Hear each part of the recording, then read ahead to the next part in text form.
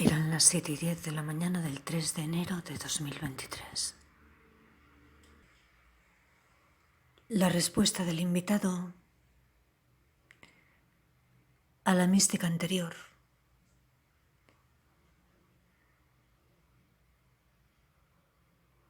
me dejó un sinsabor.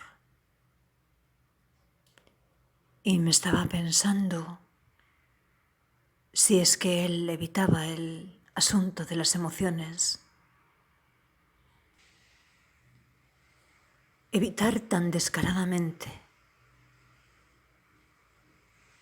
Me estaba pensando lo de ese encuentro en Musía. Desde luego. No quiero que sea una cosa fría. Prefiero mucho más tener un encuentro en mi imaginación. Con esa imagen que él me prestó de él sobre la motocicleta. Y aquello que dijo de que los sentimientos tenían otra velocidad. E importante, Sabina estaba interesada en la psilocibina y yo le dije que ella pensaba escribirme acerca de ello. Y les pido que si se están comunicando entre ellas en privado no me dejen a mí fuera de eso, que también me interesa.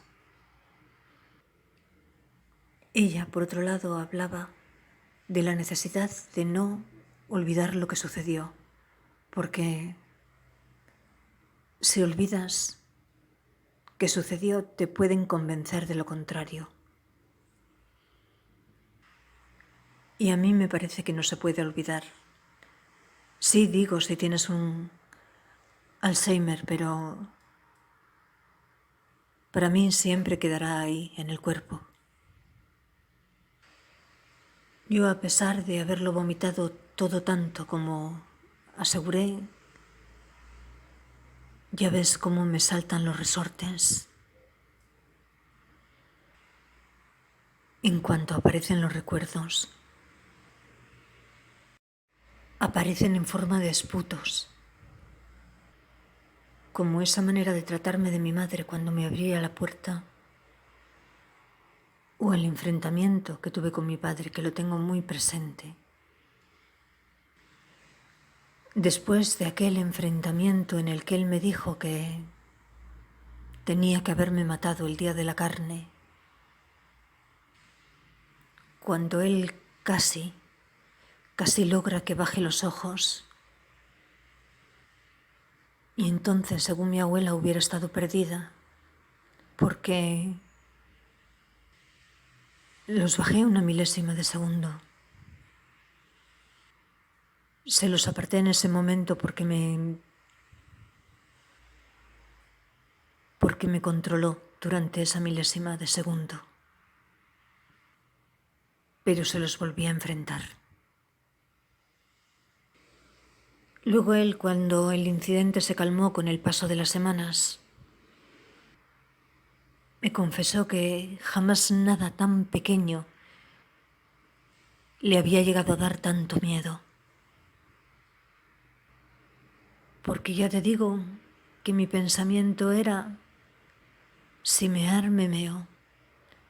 Si hace que me mee. Y que a mí se me aflojaban los esfínteres. El esfínter lo mato. Juro que lo mato. Y el cuchillo yo lo cogí. Lo cogí y lo guardé debajo de mi cama cuando hice la ruptura.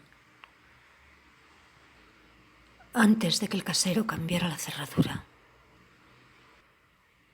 Esa noche dormí con un cuchillo debajo de la cama y el miedo era...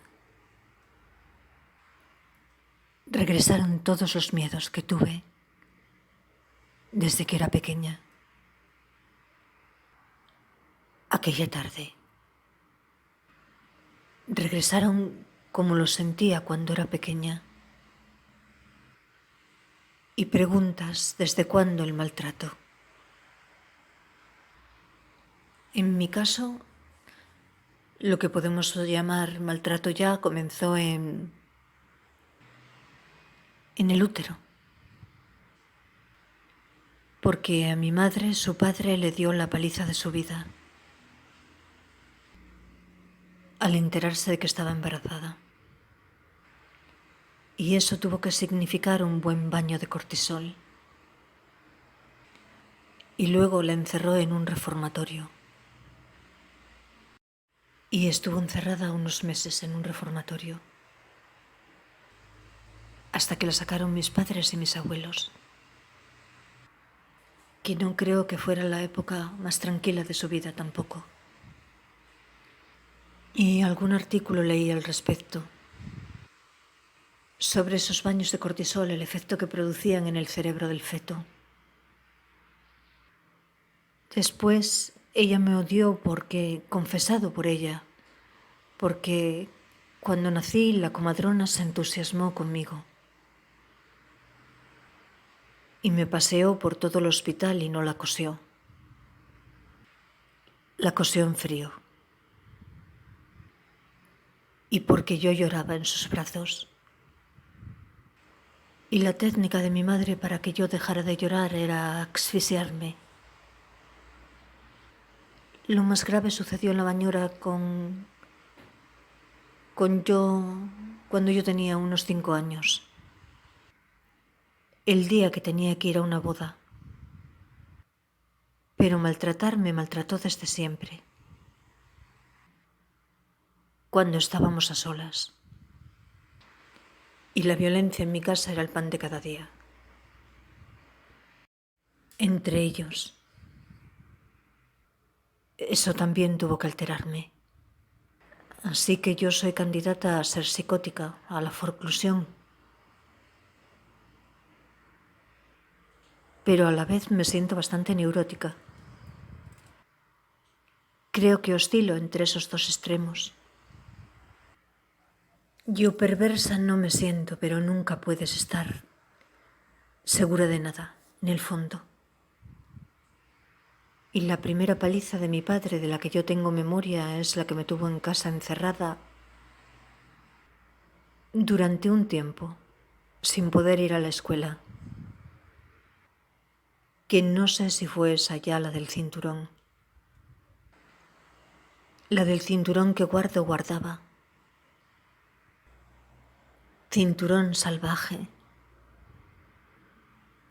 Pero es en la que él piensa que me deformó la cara. Es algo que él no se perdonaba. Si mi madre siempre estaba con el intento de haberme ahogado en la bañera, él siempre estaba con el yo te deformé, yo te deformé. Eso te lo hice yo. Ellos no se perdonaban a sí mismos. Y palizas y patadas y golpes continuos todo el tiempo. Hasta los 20 años. Cuando ya estaba saliendo con el casero. Que ahí me amenazó con un cigarrillo, con clavármelo en el ojo. Y golpearme con el puño con él. Pero no se atrevió. Fue muy violenta la escena, pero no se atrevió. Y claro, pegarme no, pero por ejemplo me tiró una cerveza encima y la violencia verbal seguía existiendo. La agresión verbal seguía existiendo y siguió existiendo hasta el final. Hasta que yo me cansé y salí por la puerta un día. En realidad estaba fuera, no llegué a entrar. Ese día no llegué a entrar. Ese día me salvó la luz que se apagó. Y escuché lo que tenía que escuchar y ya me di la vuelta. Y fue la última vez. Con cerca de 40 años. Y hasta entonces denigración por parte de mi padre. La última paliza que me dio mi madre se la perdono porque la insulté y se le fue la cabeza totalmente y me apaleó brutalmente. Pero la entendí. La entendí porque es que la tratábamos muy mal entre todos. No es que la disculpe, pero para que te hagas un retrato. Más o menos, si quieres, puedo profundizar en ello, pero para que te hagas un retrato. Entonces yo cuando escucho la palabra obligación siento hasta náuseas. Porque mi madre me decía, es tu obligación. Siento hasta náuseas. Me rebelo contra las obligaciones. Soy muy rebelde. Y no tengo más notas hoy. Y tampoco tengo mucho ánimo. Me quedé un poco... Está bien, ¿no? Porque el número 13 se corresponde con el arcano sin nombre y es un poco lúgubre. No tengo mucho ánimo para los detalles. Pero quiero corregir algunas cosas. La primera que me gustaría corregir es que antes de salir de casa, antes de coger ese autobús, recibí un correo de Durban Malpaso en el que me decía bienvenida a la estratosfera. Que yo nunca llego a entender hasta recientemente. La estratosfera era el concepto que él tenía de sí mismo. Sí, con razón. La estratosfera. Luego me dijo que en el hotel él iba a preguntar por Cassandra. Porque mi correo era cassandra@telecable.es. Aunque él a mí me llamaba CMA, Linda CMA. Y yo dije, verás, qué vergüenza voy a pasar teniendo que presentarme en recepción y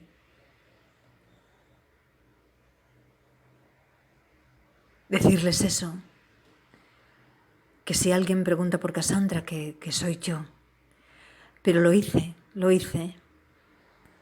Y lo que yo sí le dije a él fue que se viniera Báquico. Sí, que se viniera Báquico. Y la noche se echó encima.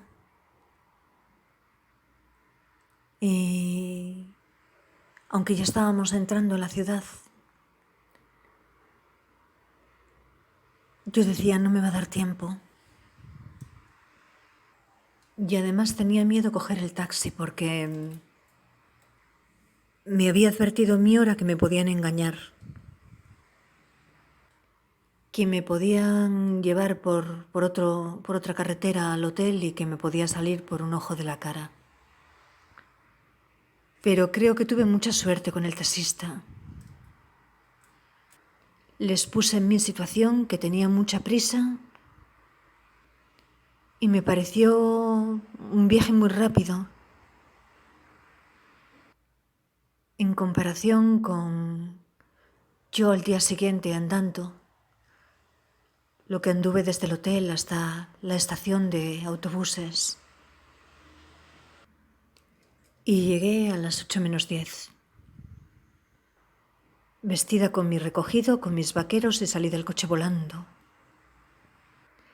Entré en recepción y dije aquello de si alguien había preguntado por Cassandra. O alguien preguntaba por Cassandra, que era yo. Y me fui a la habitación, no sé si sola o me acompañaron. Y cuando estuve encerrada en la habitación me quité el recogido, me desnudé, me puse el vestido, coloqué los posavasos de cristal, coloqué las velas encima y dieron las 8:02. Cuando Sonó el teléfono. Y yo lo cogí y era él. Era la primera vez que hablábamos. Me encantó su voz. Y le dije, ¿vas a subir? Y él me dijo, claro. Me preguntó el número de la habitación.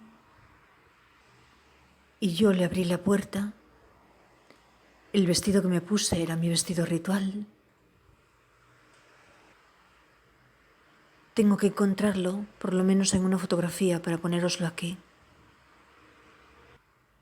Mi vestido ritual, que era con el que yo emprendía mis aventuras. Y él conocía algo de ese vestido porque yo se lo había contado la historia. La historia de ese vestido, y le abrí la puerta y pensé inmediatamente en esconderme bajo la cama. Sí, esconderme bajo la cama. Y cuando entrara en la habitación, agarrarlo por un pie. Pero al final me corté y me escondí detrás de la pared. Y me acuerdo que entraba muy... La habitación estaba a oscuras. Solo estaban encendidas las luces de las velas. O la del baño. Quizá las de las velas no me había dado tiempo a encenderlas todavía. Lo veo entrar en la habitación muy sigiloso como hacia el frente, y yo estaba, apoyada contra la pared, sin hacer ningún tipo de ruido. Porque tampoco tenía muy claro quién iba a entrar en ese momento en la habitación. Todo el tiempo dudé de que se fuera a presentar él. Estas cosas van muy con mi naturaleza, con la naturaleza de mis sospechas. El ser temeraria e ir hacia ello, pero saber los riesgos que corro y aún así, con todas mis suspicacias, voy a utilizar otra vez la palabra. Llegar a ello. Y de pronto se giró y me vio. Y vino hacia mí.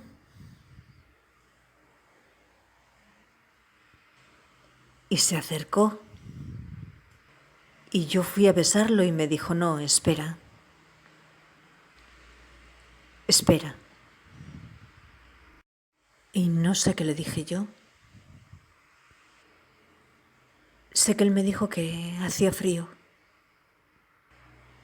que había traído vino. Un vino muy rico. Y que si teníamos unos vasos. Y yo los había visto en el baño. Y fui a buscarlo y él ya se estaba remangando. Ya había puesto el aire acondicionado.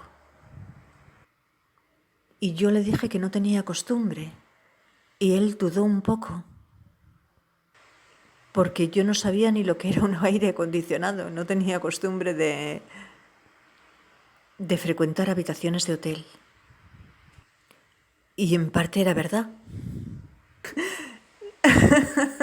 Sí que había estado con desconocidos en habitaciones de hotel, pero nunca me había hecho cargo yo del aire acondicionado. Es que me tengo que reír por lo que escucho.